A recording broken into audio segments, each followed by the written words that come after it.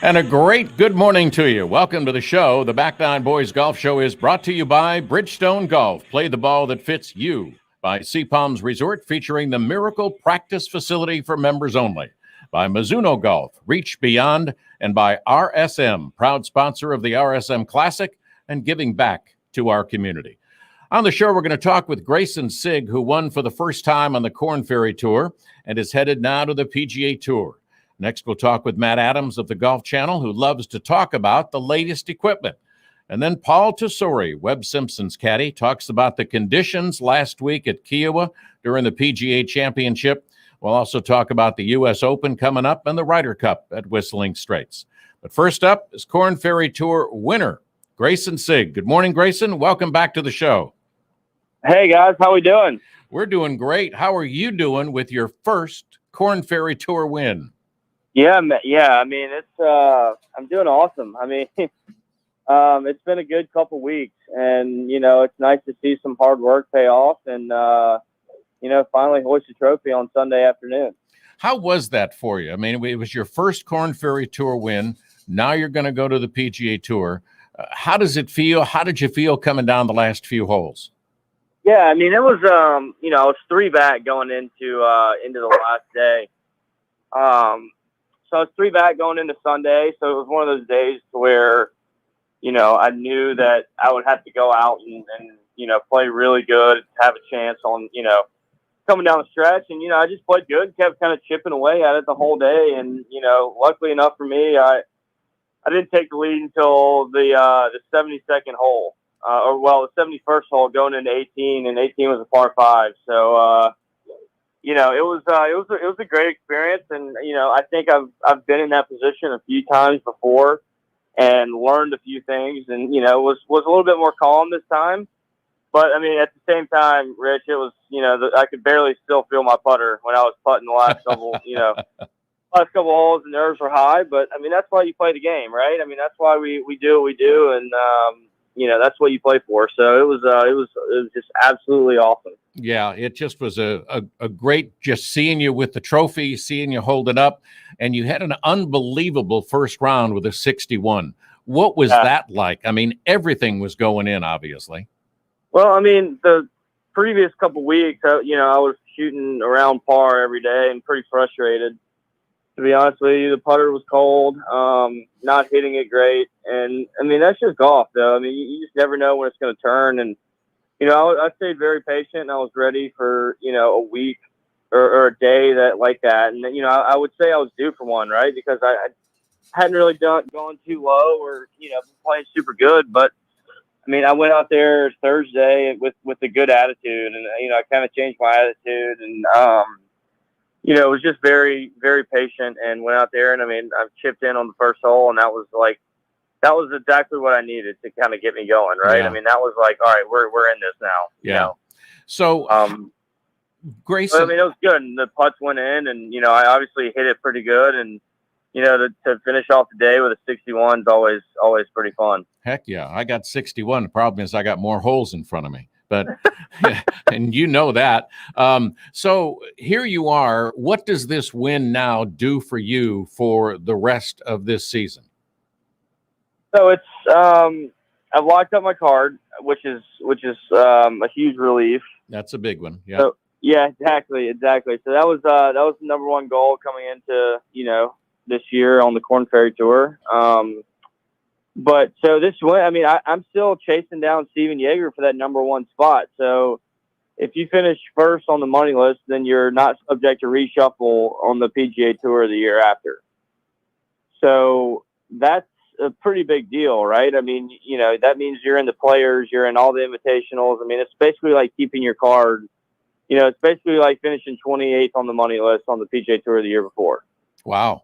So that's a big deal, right? Right. I mean, as opposed to not being, or, you really probably get the first 10, 15 starts if you finish second, which is great. Like, you should be able to, go out and make a few cuts and then reshuffle up. So, I mean, Right. It's like you're not going to get in tournaments. But, I mean, it'd be nice to just go ahead and, pick your schedule at the beginning of the year. So, I mean, that's my goal right now is, like, in this game, it changes every week. Essentially, after a good week, it was like, I wasn't even thinking about running down this number one spot until I've won, right? And now it's like I'm a couple hundred points back, and it's like, man, you need to play as much as I can, and stay sharp and try and catch him. So it's gonna be fun to do that. Yeah. So what's your schedule like now? You just going to go out and play your next several tournaments in a row? Yeah, so I'm actually at home this week and have some buddies in town. So it's nice to see my girlfriend and hang out with them. But I'm going to play Raleigh next week, then Greenville, and then Wichita, and then Maine. So I'm going to play 4 in a row, and I kind of like playing 4 in a row. That's kind of my perfect. Stretch right there. I think Right. 5, I get a little grumpy or get a little moody. Come the 5th week, but so I'm going to play the next couple, and then we have a week off for July 4th, and then kind of do it all again. So, it's going to be fun. I'm looking forward to it. Well, obviously your game is in the right place that you want it. Your putting is in the right place, but Yeah. What do you think you need to work on, or are you just happy where you are right now? I think it's just about maintaining kind of what I'm doing, and obviously it's pretty good, some good stuff that I've been doing, and so I think it's more about just kind of honing in and kind of keeping that sharp and staying focused on what we've been doing that's good, and still working on a few things. I mean, course management's always important. I mean, Yeah. that to me is the easiest thing that can make your day. I mean, that's when I shot 61. I mean, it wasn't I was hitting in the right spots too, like, and just having easy putts, easy looks at it. So I mean, that's just important, and there's always just little things like that I try and get better at, and always make sure that we're not hitting it in terrible spots or just pushing it when we shouldn't be pushing it, right? I mean, it's just stuff like that I'm sure Paul later in the show will probably be able to tell you a little bit more about that. Yeah, positioning is very key. Course management is key. How much is the mental aspect now, Grayson, with your win and knowing that your game is where you want it? How much of the mental game do you really have to go through now each week? I mean, in my opinion, I feel like this is the way what I've always said is like, I can hit balls and practice for 8-9 hours a day before a tournament, 7 straight days. But if I get there on Thursday morning and I don't think I'm going to play good, then it doesn't do me any good, right? Right. So, I mean, right. I've always been a huge guy on that, is like, to where I don't feel like I have to, when I'm at home, especially on my off weeks, I don't feel like I have to go out and practice every day. Like, it's more for like rest and stuff like that. But I mean, mentally, if you're not ready to go on the first tee on Thursday morning, then you don't have a chance, because there's going to be 65, 70 guys that are ready to do it. Yeah. So that's just the way yeah, I just feel like it's, if I'm mentally like I'm about to go out here and play smart and make every putt, hit everything close, and that's just what you have to have, because it's too grueling not to go out there and have a bad, not putting good or kind of mope around. I mean, that's just a really, really important part that I feel like kind of goes unnoticed in the professional golf game. Do you think, Grayson, that with the win you might get into a couple of PGA events, and will you take those, or will you say, no, I really want to go after that number one slot on the Korn Ferry Tour? Yeah, that's a pretty good question there, buddy. I might get a couple starts. I mean, I feel like I definitely could get a few starts out of it. Right. But I wouldn't take it, because, I mean, it doesn't really do me any good, right, per se. I mean, it's just to play for a little bit more money every week and kind of get more comfortable out there. That would be kind of the only reason why I would play. But, really, I think the most important thing that I'm kind of looking at right now is chasing down that number one spot. Yeah. Yeah, you got to keep focused on that. All right, I got to ask you this, because I was talking to Jeff Crawford at Mizuno the other day. He said to ask you, what has the Mizuno clubs done for your game? I know you switched from the 919s to the 921. Was it a quick fix? Did you feel comfortable right from the get-go? It was a quick fix for sure. Oh, I'm not going to say fix, because there wasn't anything broken with the old one. Right. But no, it was great. It was, everything was easy to kind of change into the new stuff. I mean, the irons, the bounce on them is so good, and it just goes through the turfs. I mean, that was one thing that I noticed with the new ones, that it kind of went through the turf a little bit better. And I mean, they're so consistent. My iron play has been really good. Distance wise, that's a huge, and it's very important to me. And it's been great. And the driver, I mean, it's a really good driver, and I take it off. It's funny. I was talking with some of my buddies last night, and I'm giving them a driver or something, and they've been hitting it, and they're like, I actually really like that Mizuno driver, but no one. I'm like, yeah, you guys got to give it a shot, because it's a great driver, and it's long and it's straight. Like, I mean, this is a club that's gonna sell, and it's gonna be very good for a lot of people. But I mean, the stuff's great. I mean, it's really good, and my bag is I love everything in it. It's obviously been working pretty well. So. Well, that's good. Jeff would like that. Mizuno would like it, and I know you've liked it. And Greg, thank you for being with us. We appreciate you taking time with your friends in town on a holiday weekend. Yeah, enjoy the weekend, and we'll wish you good luck all the rest of the way. Thank you. Happy Memorial Day weekend. All right, thanks, Grayson. See you Grayson guys. Sigg, thanks for being with us. Good luck on the tour. And next up is Golf Channel and Sirius XM's Matt Adams. We'll be right back on the Back Nine Boys Golf Show.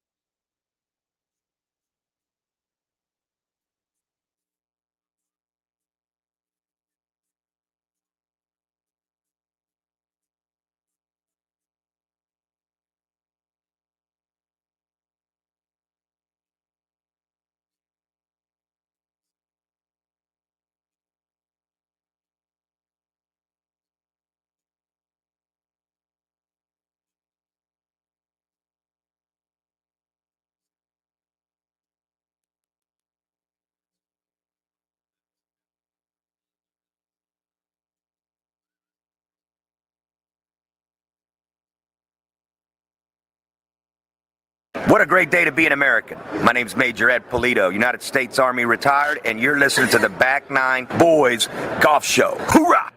Hoorah is right. Welcome back. I'm Rich Stiles. We're on the phone now with Matt Adams from the Golf Channel and Sirius XM Fairways of Life. Good morning, Matt. How are you? Good, Rich. How have you been? I have been great. You and I haven't seen each other for now, unfortunately, 2 years because of the PGA show not happening last year. Yeah, it's a shame. I mean, they tried to do a virtual version of it, which I think was helpful to the people that needed to see product. But that human connection that we've had from the PGA show for many of us for decades now is, I mean, it's something special. I hope it comes back as strong and as robust as it's ever been. Yeah, I think it will. I'm sure they're going to have some changes due to the pandemic, but I'm hoping they come back too. Booths may be farther apart or whatever. I don't know how it's going to happen, but I'm pretty sure there's going to be a show in January. Yeah, I think there's going to be too. All right. So one of the things that I've researched about you, besides all the stuff that you've done on the Golf Channel, is that you've really been into the equipment. And how did that start for you? And why is equipment such a big deal for you? Well, it was my profession for about half of my professional career. When I graduated school, my first job was actually ESPN, believe it or not. I started in the mailroom there, and I was brought up into the production department, and I was a PA, which stands for production assistant for those who might not know. And my assignments were Sports Center, the NFL, and the NHL, which I just was delighted with that. Oh, sure. I didn't know. I was one of the anomalies that I didn't have a great depth of knowledge of football, American football. And so I remember on Sunday nights, they would have the show, Chris Berman would host it, Boomer. And my job was to watch the games that were in progress on the set. They would have, like 6 or 8 monitors there. And if something happened, my job was to write down what happened, who did it, how it impacted the score, and get this sheet to Chris Berman as quick as possible so that he could give the update on the air. Yeah. And I'll tell you honestly, I had no clue what the heck I was doing. So I hung with ESPN for, I think, a couple of years, if memory serves me. It was a long time ago now. Yeah. And I just, the call of the game was too strong for me to go back into golf because I'd worked in the green grass side of the game, through high school and through college. And I ended up going into a small production, PR, advertising company that served the golf industry. And we worked for, for your national audience, they would know the Metropolitan Golf Association or the Met PGA and, right. MSG Network and all these companies kind of out of the Northeast where I was then. And we got contacted by one of our clients that said that they had the president of the company that was running a small manufacturing company in Florida had a heart attack and he couldn't run the company full time anymore. And they said, would you be interested in coming down and learning equipment manufacturing? And I was like, sure. I was a young guy. Why not? Give it a shot. Yeah. Heck yeah. So I moved to Orlando and worked for a company that built equipment for, it's funny, Rich, because all the names are predominantly not primary or if they're even in the marketplace now, but Slotline, Lynx, McGregor, Ram, Wilson, and the list goes on and on and on. Nicholas, right. we built for everybody. Right. And we did these large production runs for them. And as a result, I was involved in the design of, and obviously the production, the shipping, the sales, every aspect of the equipment side of the industry. So when Golf Channel started, a bunch of people were hired from ESPN. Where else would they go, right, to find sports production staff? Right. And I knew those people from when I worked there, and they were like, hey, you're in Orlando, we're in Orlando, you're inside the game now, you're working in a specific aspect of it, and could you come in and start doing some hits with us, kind of, like a game insider, business insider. Sure. And so I started doing that, and that's how the relationship started with Golf Channel, and it continued through all those years and all those PGA shows that you noted. And it was at St. Andrews, in fact, which is kind of a cool place for it to happen. But at the 2015 Open at St. Andrews, I actually signed a contract with NBC and with Golf Channel and have been with them ever since. So that was kind of how the evolution happened, and that's how the equipment side and the media side merged. it's amazing how the roads travel back and forth, and you kind of get into one and you say, you know, I kind of like this, but I think I want to go this way. Yeah. That's pretty much what happened. And then because I was working at the second half of my career, I was running golf courses. I was back on the green grass side. And right. In the wintertime, we were covered by a blanket of snow. So I had nothing to do. So I started writing, and that's how I got into the book side. And that's ultimately why I became a New York Times bestselling author, because I had nothing else to do. Well, maybe one day when I have nothing to do, maybe I can be a Brunswick. No, whatever. All right. How much farther, Matt, can the equipment go? Each year, you and I both see all these ads, 10 to 15 yards farther. I mean, at that point, my 8-iron should be going 195 without a problem if you keep adding up all the years that they've said that.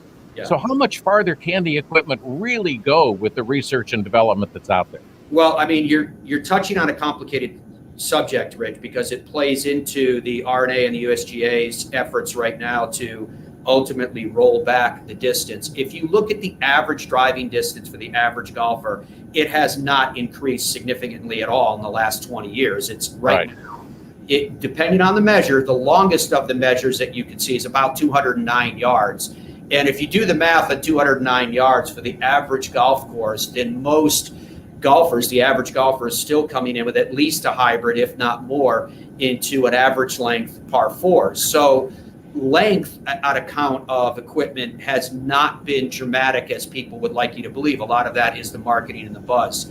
Right. There is real technology when it comes down to how the weight on a particular head is moved around in terms of how that impacts an off-center hit. There is no doubt that for those that swing over 105 miles per hour, they're able to affect the full suite of technology that are built into these heads, and they are getting better performance. It is happening. So it's like I said, it's a very complicated question to answer, but the bottom line is the technology that goes into equipment today will continue to get better relative to weight placement, what's called MOI, moment of inertia, and stability at the moment of impact. It will get better for off-center hits. And everyone has off-center hits, even the best in the world, but particularly amateur golfers have off-center hits. It will continue to get better in all of these areas for better and better control. Better and better control an off-center hit that goes longer than it would have on another piece of technology, say an older piece of technology, will lead to longer distance. But if you hit it on the screws, as they say, from back in the day, you're going to get about the same distance as you're getting right now, or it's going to have a marginal gain against the new equipment. It's usually somewhere maybe 3 yards at the most, if that's at the most. But you will get better performance overall from the equipment that's coming out. So it's kind of a mixed bag, but the technology as they move forward relative to those specific areas is real. Yeah, I'll get 3 more yards if I'm going downhill. I hope. All right, let's talk about Golf Channel. So you've interviewed a lot of folks, and it's really kind of cool. Some of the folks that, you know, we have an opportunity to talk with and, you know, kind of go back into their careers. And I know you've done Billy Casper. I had a chance to sit down with him for an hour and a half, just him and I. It was just incredible. In your interviews, what have been some of the most memorable that you've done? There's on the radio side, on the Fairways of Life side, we have over 10,000 interviews in our archive from 15 years that we've been doing this. So it's pretty amazing. But I would go, there's 2 that I would go to that are really kind of top of the vine for me. Okay. One is the Arnold Palmer interview that we did, which it's still on YouTube to this day. I think it has 40 or 50,000 views or 100,000 views or something crazy. And it was the last unstructured, full sit-down interview that we believe Mr. Palmer ever did. Wow. And it was this tiny little house that they now call a cabin, I think, you know, like Butler Cabin, but it was this tiny little house that was right next to the 18th green at Bay Hill. And it had 1 bedroom. It may have had 2. If it had a second one, it was the size of a broom closet, a little galley kitchen, an area where you could sit that clearly had been one time an outdoor patio that they had closed because they had no space. We set up this high back chair and a camera, and Mr. Palmer came in. He was labored. He kind of shuffled his way down the hallway. This was after his injury that led to his physical demise and ultimately the end of his mortal frame. And he sat down in the chair, kind of harumphed. with the effort, because none of us dared ask him if he needed any help. He was a proud man, and we didn't want to insult him to say, "Do you need me to grab you by the elbow or help you down this hallway?" He made it. Right. It was a lot of, and he sat down and he looked around at this little house. Here was a guy that was still making $30-40 million a year, and we said to him, have you been here? Do you spend any time in here? Looked around, and he said, "I used to live here," and he said, "I'm thinking about moving back again." Imagine that the humility of this man and the way that he connects. But my favorite part of that interview, if you listen to it or if you get a chance to see it, was I decided just to throw names at him and get his response. I threw Walter Hagen, I threw Bobby Jones, obviously Jack Nicklaus and Gary Player, just names, just Sam Snead, Ben Hogan. The Ben Hogan one was particularly revealing because he basically told me that day that he and Ben Hogan didn't have a great relationship, and said Ben Hogan would never call him by his name. He would say, "Hey kid," or something equivalent to that. And Mr. Palmer took offense to that. So it was just amazing. And then, the last thing I asked him was, how years and years from now, Mr. Palmer, basically, how do you want to be remembered by the game? And he I'm paraphrasing, but he basically said, just that I did my part to make it a little bit better. Which was incredible. The whole experience was incredible, and he passed away not long after that. The other one, quickly, would be Charlie Sifford. And ironically, when I spoke to Mr. Sifford, that was when we were doing just radio, so there was no TV or video element to it. And Mr. Sifford was the exact same age as when we interviewed Mr. Palmer. And you could tell that there was so much pain still there. I asked him if he recognized that he was the Jackie Robinson of golf, and he didn't accept that. He said that he played golf because he loved to play golf, and the death threats that he had and all of the horrible things that happened to him, including being barred from being able to play at Augusta, was on account of the color of his skin, and it hurt him deeply even to that time. So it was a very moving interview. To this day, we try to play it at least once a year, and to this day, when I listen to it, it still brings a tear to your eye. It's quite remarkable. Golf Channel's gone through a lot. I mean, those interviews that you did and all the ones you've got on file are just incredible. Golf Channel's gone through a lot. I'm sure it affected you and a lot of your friends when moving the headquarters from Orlando to the Northeast.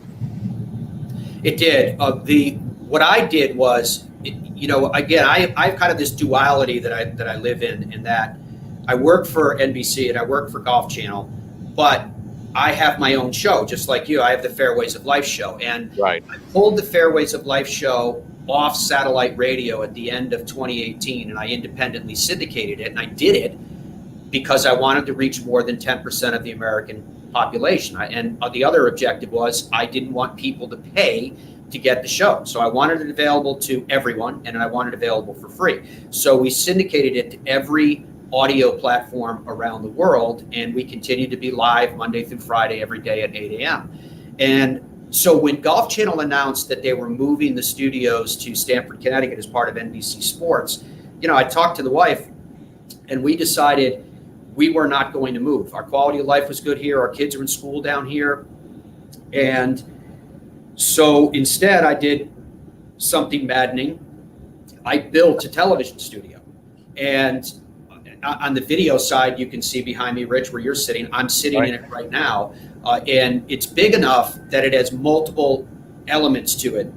Right behind me on the left side is where Fairways of Life is now both a radio and a television show. We use a service. We use a software called vMix, but we use a service called Restream that takes our feed and sends it out to dozens of other touch points, so that, again, same objective. We wanted it to be available everywhere, and we wanted it to be available for free and live. And then it immediately becomes on demand in whatever audio or video platform that you're listening, podcast, or what have you.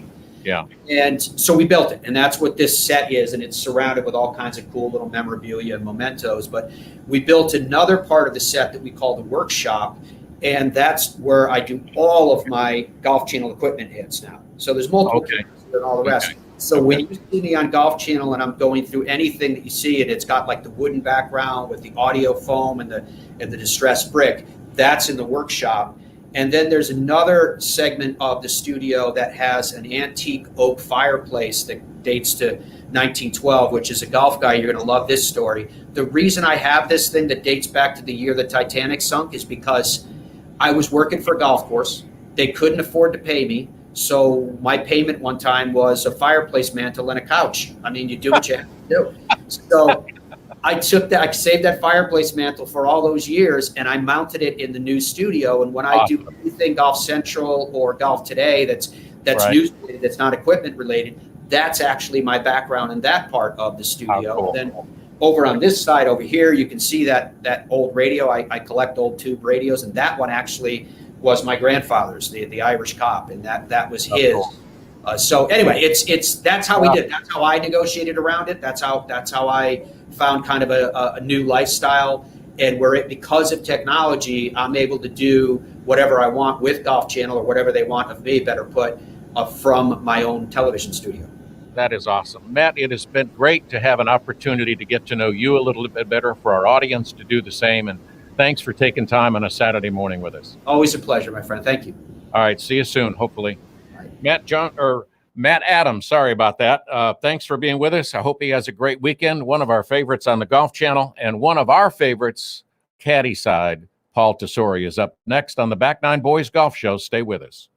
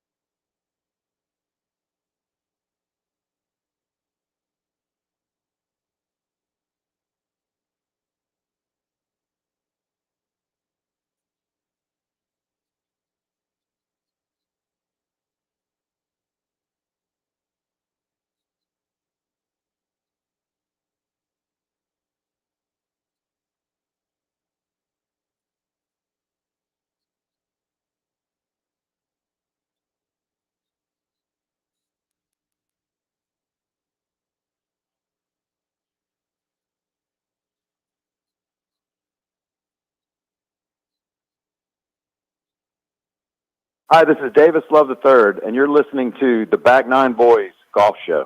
And welcome back. I'm Rich Stiles, and we are so glad that you're with us. The relationship between a pro golfer and his caddy is special. There's not one that I've witnessed that I think is better than Webb Simpson and Paul Tesori. And Paul is with us this morning. Good morning, my friend. How are you? Doing great, Rich. Thanks for having me on. And as always, I love that very kind introduction. Always. All right. We just got done with the PGA Championship. How hard were the conditions? How hard was it playing with the wind? You know, I told Webb this when we were in our Monday practice round, that, you know, usually a lot of the majors we play, I would love to have the opportunity to play.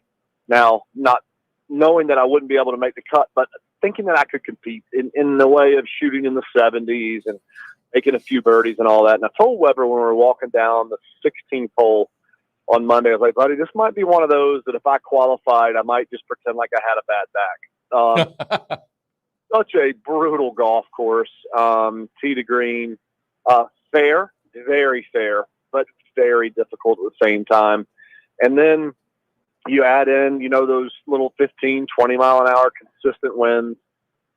You get that kind of swirling thing where you get a little bit of the westerly flow kind of early to midday, and then it'll just immediately will switch around. We played the front nine and back nine in the complete opposite winds on Saturday. So just a lot of those things that come into play. And what an incredible week. It's a great championship venue. And I hope we get to go back there probably in the next 10 years. But the winds were kind of consistent Thursday, Friday, Saturday, and then Sunday they just completely changed.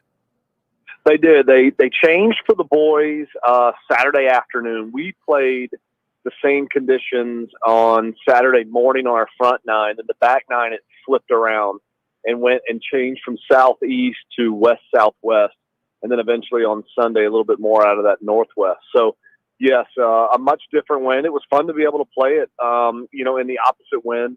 Some of the guys that got there on Sunday the week before got to see those conditions, but it was nice to be able to see it both ways, which again is the genius of the course. Even though it's 7,876 yards, they don't play it all the way. That's just in case if you ever had a calm day there where it was blowing 2 miles an hour, they could tip the boys out and still challenge them. Yeah. So when you and Weber go into a big tournament, I mean, do you guys go in earlier or do you go in about the same time that you do for the regular tour? Yeah, Webb tries to do everything pretty much the same he would do for a regular event. Okay.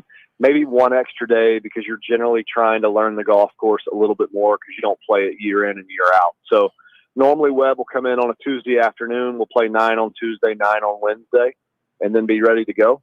And at a major like this, we did 9, 18, and 9 just because we didn't know the golf course that well. So It depends where it is. Like Augusta now, he's pretty dialed in. We'll just play 3 9-hole practice rounds at Augusta and then get ready to turn it up, tee it up on Thursday. Where's Weber's game right now, Paul?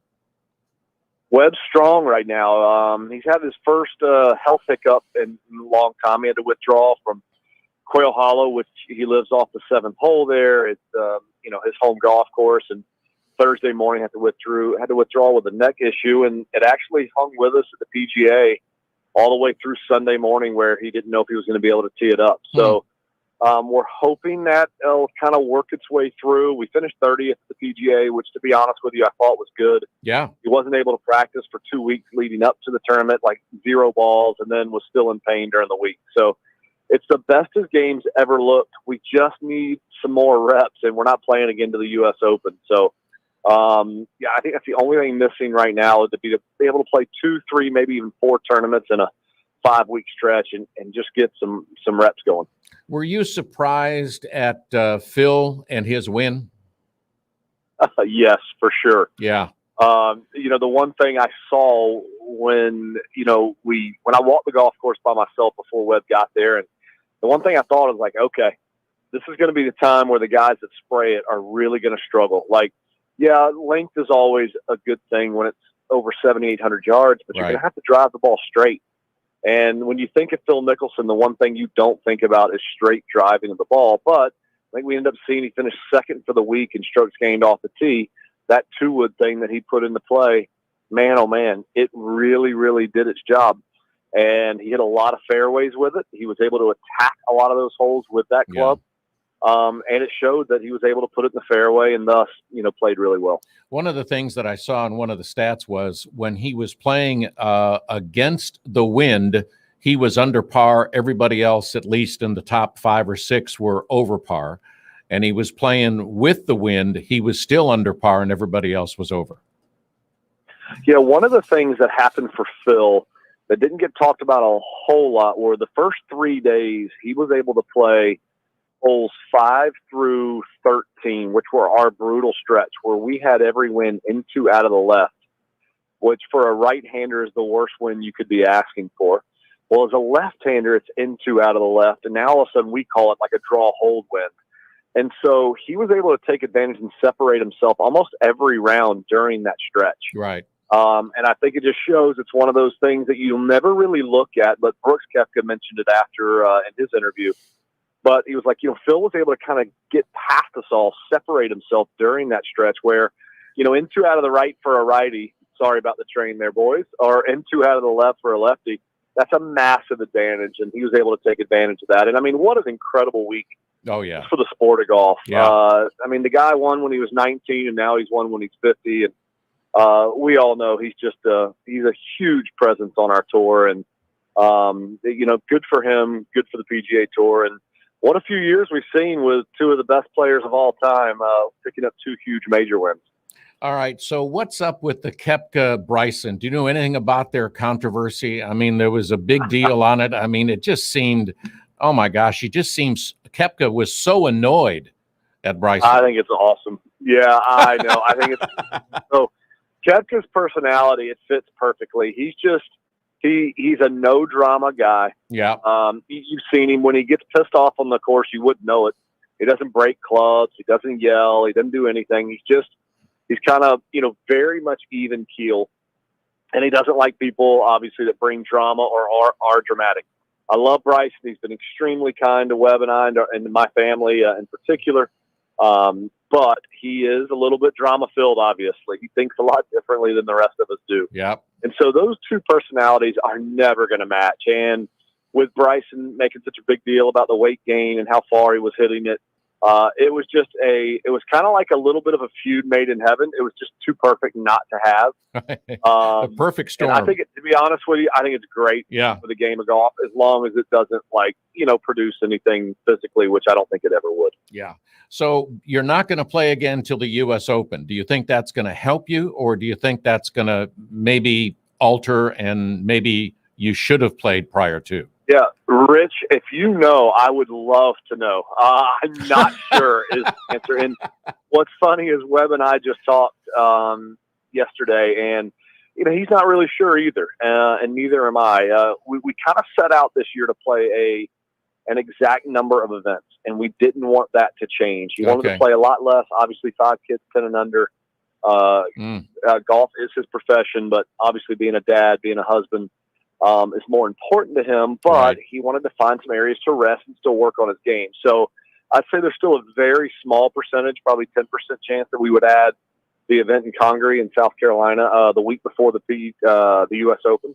But I don't know. Right now we're leaning towards not doing that. Just good work done. I'll fly up to Charlotte. We'll work for a couple of days. But you never know. We still could add one in there. Is Ryder Cup still something you and Weber are wanting to happen? I know you're on the list. You're in the top, 5 or 6 after the 6 get in. Is that something you guys would still like to do? Yes. Yeah, the answer is yes, and obviously yes. We'd love to be on that team. And again, that's the hard part about when you set out play a certain number of events. I remember asking Jim Furyk, Webb and I were together, and we were starting to think about playing less. And Jim used to not tee it up from the time the last tournament ended all the way until like Pebble Beach the next year. It was about a 3.5 month stretch. And we would ask him, you'd be so far behind the FedEx Cup. You'd be so far behind Ryder Cup, all the stuff. How would you look at it? He just tried to look at it. He said, you can't look at it that way. You're going to play your 20 events. You believe in your skill level that in those 20 events, you're going to produce this kind of golf. And so you can't start trying to add on and chase Ryder Cup points, world ranking points, FedEx Right. Cup points. I mean, Webb's played pretty well all year, and he's 45th, I think, in the FedEx Cup. You want to improve that. Sure. But at the same time, you also want to have full confidence in your skill level that you're going to reach your goals if you stay true to the plan that you put in place. Work hard, work out at home, work on your game, and be ready when you do tee it up. Yeah. All right, Paulie, we got to take our break. We'll be back with Paul Tesori, Webb Simpson's caddy, right after this on the Back Nine Boys Golf Show.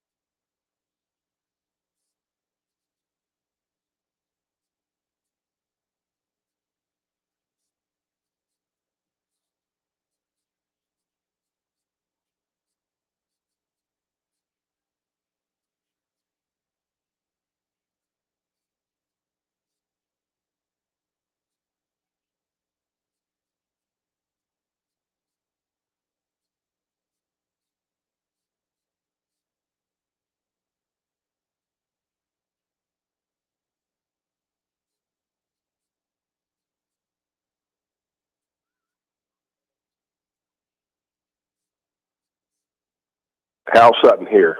You're listening to the Back Nine Boys here today. And welcome back. I'm Rich Stiles. We're on the phone with Paul Tesori. Paulie, I got to ask you this question. The question is, the PGA made a mistake, and they had a limited number of crowd control during the PGA on the 18th hole with Phil and Brooks. Your comments on that? Obviously, yes, they made a huge mistake. And to be honest with you, everybody's really fortunate that nothing else happened. Yeah. With Phil, he's been very healthy, and that was more of a nuisance with, someone draped all over and jumping on him. But, Brooks said in his interview, he got hit 2 or 3 different times in his knee. And that's a knee that is still bothering him. He's still having a hard time lining up putts. It wouldn't have taken very much for that knee to have gone out on him right there and have torn something. And then where are we looking? Now, the good news is, praise the PGA of America for coming out and actually admitting it's something that we don't like to do in today's society. Right. And admitting, hey, we made a mistake.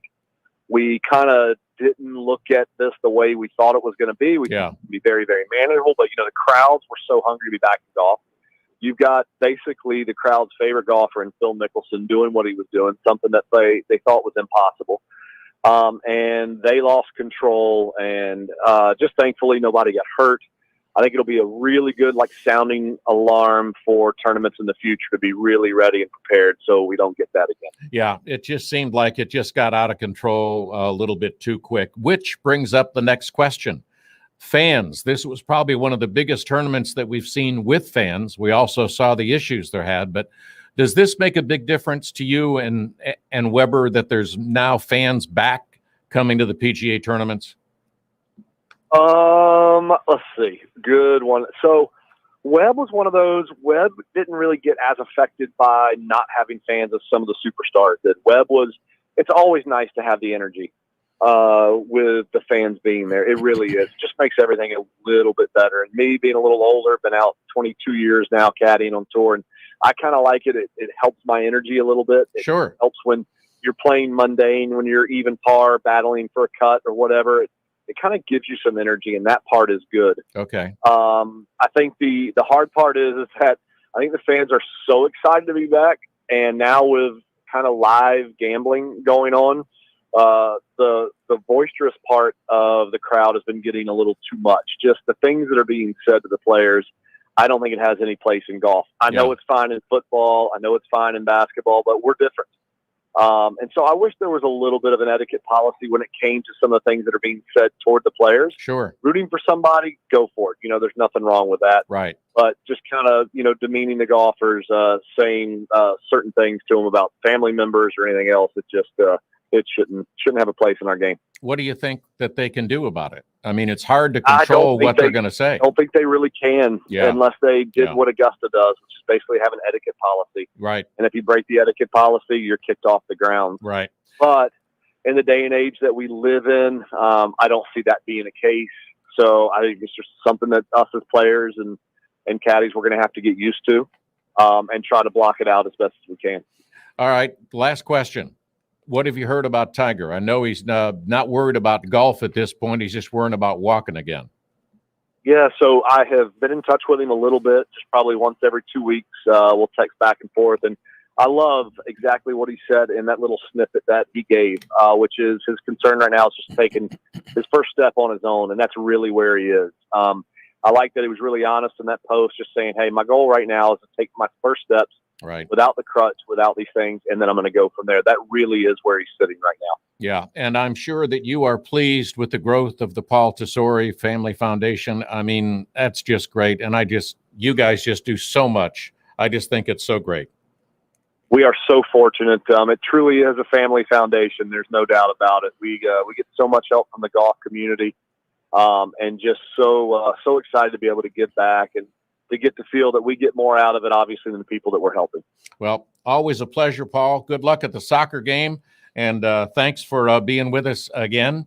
Tell Weber we said hey, and we'll see you at the RSM. Rich, thank you so much. I appreciate it. You guys have a good day. You too.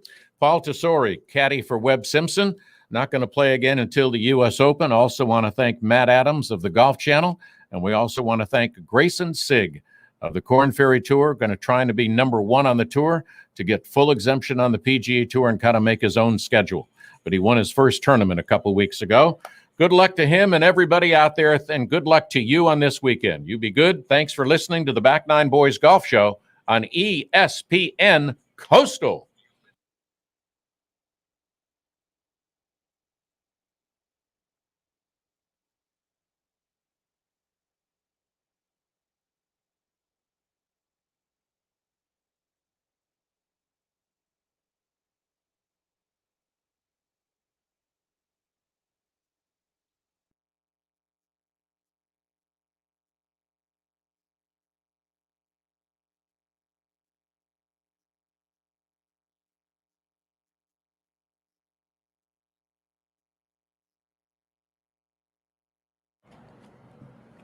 All right, Paul, let me ask you this question. Obviously, there was a snafu at the PGA tournament with the crowd on the 18th hole, an issue that I think they need to address. What are your thoughts?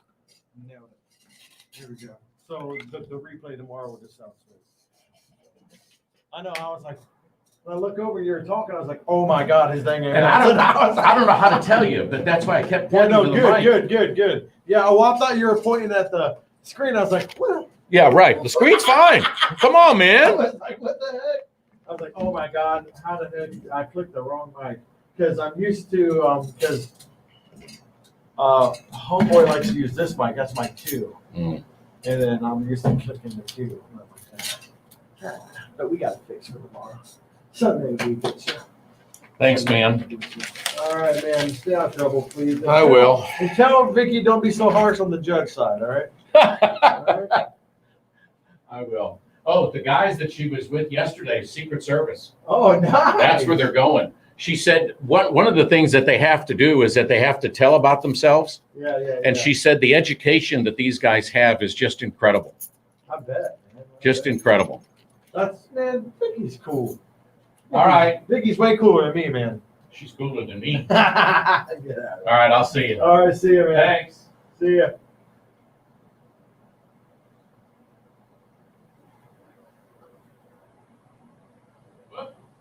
Take my phone.